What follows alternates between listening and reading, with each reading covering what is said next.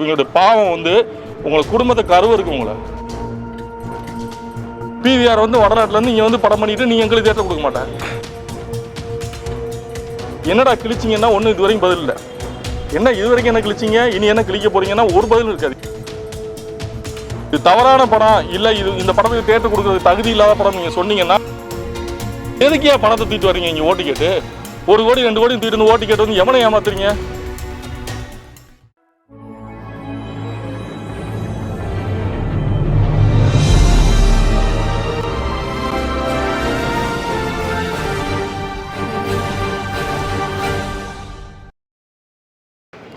இந்த படம் சல்லியர்கள் வந்து எடுத்து ஒரு 3 இயர்ஸ் ஆச்சுங்க. இந்த படம் வந்து நான் பார்த்துட்டு இந்த படத்தை வெளியிடணும்னு என்னுடைய பர்சனல் ட்ரெஸ்ஸில் இந்த படத்தை எடுத்து நான் வந்து வெளியீட்டுக்காக முயற்சி பண்ணி இன்றைக்கி இந்த படம் வந்து உங்கள் முன்னே பார்வையிடப்பட்டிருக்கு. இதை நான் வந்து ஒரு 3-4 முறை வந்து தேட்டர் போட்டு கேன்சல் பண்ணியிருக்கேன். அதாவது டேட் போட்டு சேஞ்ச் பண்ணியிருக்கேன். காரணம் என்னென்னா சரியான திரையரங்குகள் கிடைக்கலன்றதுனால கேன்சல் பண்ணியிருக்கேன். இப்போ கடைசியாக வந்து இந்த வாரம் வந்து எந்த படங்களும் பெரிய படங்கள் இல்லை, அடுத்த வாரம் ஜனநாயகன் பராசக்தி வருதுன்றதுக்காக இந்த வாரத்தை செலக்ட் பண்ணி இந்த வாரத்தில் இந்த படத்தை முயற்சி பண்ணி கொண்டு வந்திருக்கேன். இப்போ கடைசி லாஸ்ட் மினிட்ல என்னென்னா ஒரு வருத்தமான செய்தி, இந்த படம் நாளைக்கு திரையரங்களை கொண்டு வர முடியல. காரணம் என்னென்னா 27 தேட்டர் தான் கொடுத்துருக்காங்க. 27 ஸ்க்ரீன், அதாவது 27 ஷோ. ஓவரால் தமிழ்நாடு பூரா வந்து 27 ஷோ தான் இந்த படத்துக்கு கொடுத்துருக்காங்க. அதுக்கு என்ன காரணம் சொல்கிறாங்கன்னா, சின்ன படங்களுக்கு திரையரங்குகள் வந்து கொடுக்க முடியாது, இவ்வளோ தான் கொடுக்கலாம் அப்படின்றது மாதிரி ஒரு காரணம்.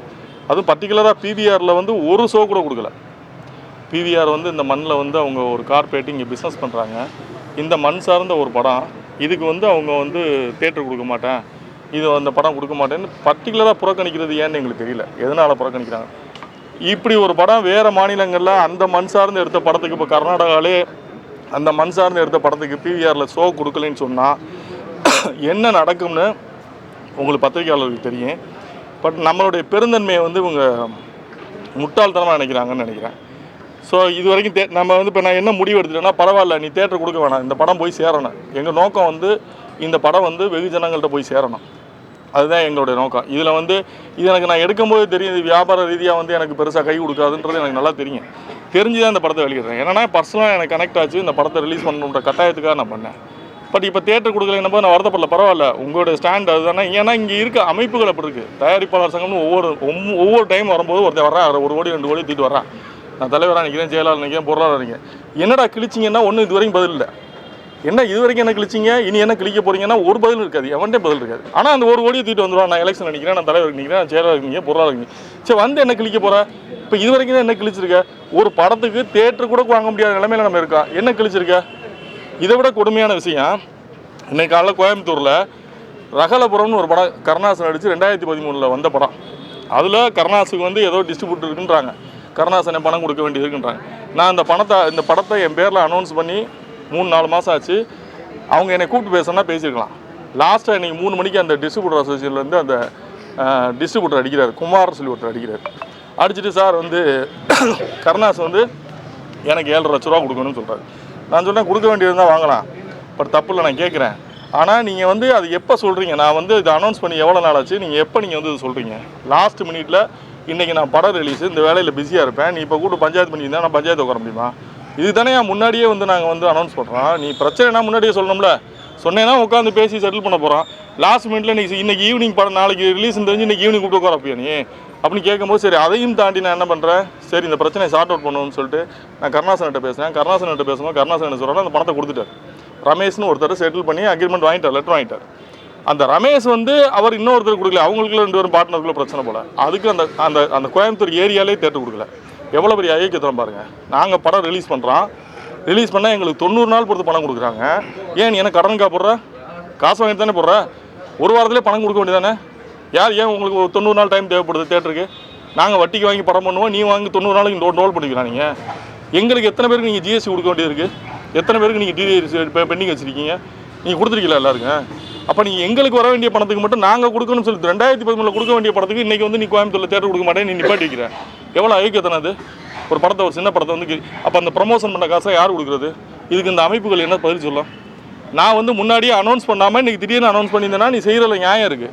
நான் முன்னாடியே அனௌன்ஸ் பண்ணிட்டேன், நீ முன்னாடியே என்கிட்ட கூப்பிட்டு சொல்லியிருக்கணும். உனக்கு பணம் வரணும்னா என்னை கூப்பிட்டு நீ சொல்லணும். இந்த மாதிரி பணம் கொடுக்கணும்னா நான் அதை பேசி சார்ட் அவுட் பண்ண போகிறேன். யாருக்கும் பணம் கொடுக்க வேண்டியது, யாரும் ஏமாற்ற வேண்டியது இல்லை. ஆனால் அதில் ஒரு எத்திக்ஸ் இருக்குல்ல.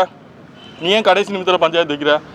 அப்போ நீ உங்களுக்கு டிஸ்ட்ரிபியூட்டருக்கு யாருக்குமே பணம் வரணும்னா உடனே கூட பஞ்சாயத்து வந்து படத்தை நிப்பாட்டுவீங்க. தயாரிப்பாளருக்கு டிடிஎஸ் கொடுக்க மாட்டீங்க, ஜிஎஸ்டி கொடுக்க மாட்டீங்க, எதுவும் கொடுக்க மாட்டீங்க. எங்களுக்கு படம் ஓடின பணத்தை கூட 90 நாள் எடுத்துப்பீங்க. என்ன அது நியாயம்? அது தேட்டர் கொடுக்க மாட்டீங்க. சின்ன படங்கள்லாம் தேட்டர் கொடுக்க சின்ன படங்கள் ஓடலைன்னா அப்புறம் எப்படி புதுசு ஆர்டிஸ்ட் வரும்? 10 ஆர்டிஸ்ட் வச்சு நீங்கள் படம் ஓட்டிடுவீங்களா? இப்போ இந்த படத்தில் நடித்த இந்த பையன் வந்து புது இயக்குனர். இவனுக்கான அறிமுகம்ன்றது எப்படி? இந்த படம் ஸ்க்ரீனில் வரும்போது தானே இவன் வெளியே தெரிய முடியும். இவன் இங்கே ஒரு தமிழ் கலைஞன், இவன் ஒரு சராசரி குடும்பத்திலேருந்து வந்த ஒரு இயக்குனர். இவன் எப்படி இவனை தான் அடையாளப்படுத்திக்க முடியும்? இந்த படத்தில் நடித்த அந்த பொண்ணு வந்து ரீல்ஸ் போட்டு பிரபலமான பொண்ணு, அந்த சத்யாதேவின்ற பொண்ணு. அந்த பொண்ணு இந்த படத்தில் நல்லா நடிச்சு நீங்கள் பார்த்துக்க. இந்த படம் நான் உங்களுக்கு போட்டதுக்கு காரணமே இது தவறான படம் இல்லை, இது இந்த படத்துக்கு தேட்டர் கொடுக்குறதுக்கு தகுதி இல்லாத படம் நீங்கள் சொன்னீங்கன்னா நான் அதை ஒத்துக்கு நான் போயிடுவேன். இதுக்கு ஒரு ஸ்கிரீன் கூட கொடுக்க முடியாத அளவுக்கு தகுதி இல்லாத படமா இந்த படம்? என்ன அடிப்படையில் நீங்கள் தேட்டர் பிடிக்கிறீங்க?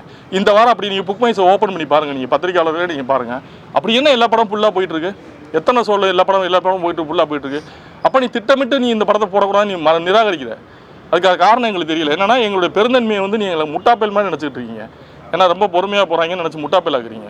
இது ரொம்ப தப்பான ஒரு காரணமாக இருக்குது. ஆனால் இதே படத்தை நாளைக்கு காலையில் நான் ஓடிடியில் ப்ரீமியர் பண்ணுவேன். ஏன்னா எனக்கு இந்த படம் போய் சேரணும், அவ்வளோதான். நீ தேட்டரில் ரிலீஸ் பண்ண வேணாம், நான் ஓடிடியில் கொண்டு போய் சேர்த்துக்கிறேன்.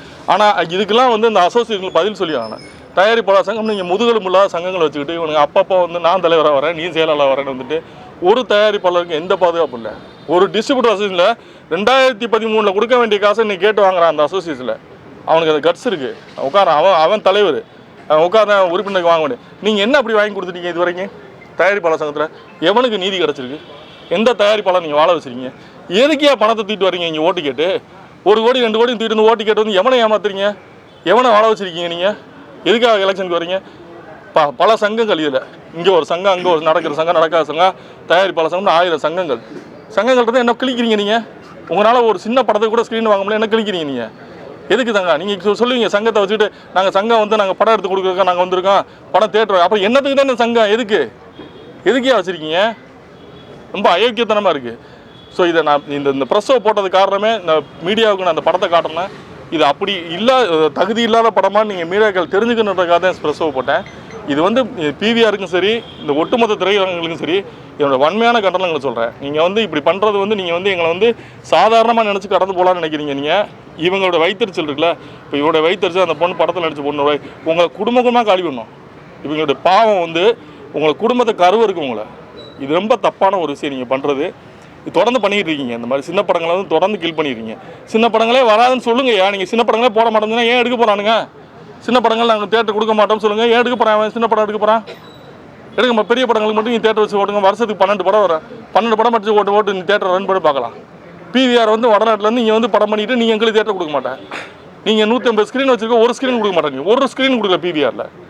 சென்னையில் ஒரு ஸ்க்ரீன் கூட கொடுக்கல பிவிஆரில். நீங்கள் எங்கேயோ இருந்து இங்கே தொழில் பண்ணுறீங்க, எங்களுக்கு தேட்டர் கொடுக்க மாட்டீங்கன்னா என்ன யோக்கியத்தனம் இது? இதை கேட்காத அமைப்புகள் எதுக்கு இங்கே இருக்குது?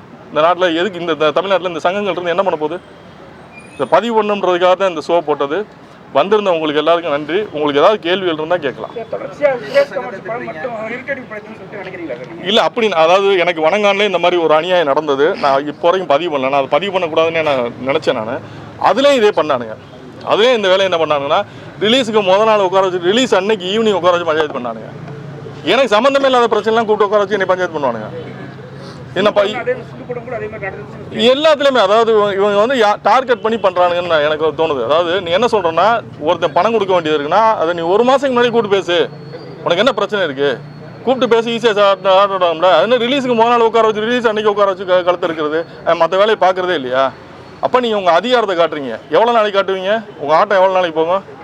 ஏண்டா என்ன நாங்களாம் அப்படியே போயிடுவோமா? நாங்கள் காலம் மாறாதான் இப்படியே உங்கள் காலம் போயிடும். இது ரொம்ப தப்பாக இருக்குது. உங்களோட முடிவு தியேட்டர் ரிலீஸ் வருமா இல்லை நான் நாளைக்கு காலைல ப்ரீமியர் பண்ணுறேன். ஓடிடியில் நாளைக்கு காலைல ப்ரீமியர் பண்ணுறேன். இது சேர வேண்டிய மக்களை போய் சேரும். நீங்கள் சார் யார் சார் இங்கே சங்கத்தில் இருக்கேன்? எவன் சார் பேசுவான்? ஒரு சங்கத்தில் புக் அடிச்சு கொடுத்துட்டு இருக்காங்க. வெறும் புக்கை அடிக்கிறது தான் அந்த சங்கம் இருக்குது. நான் அந்த சங்கத்தில் பொறுப்பில் தான் இருந்தேன்.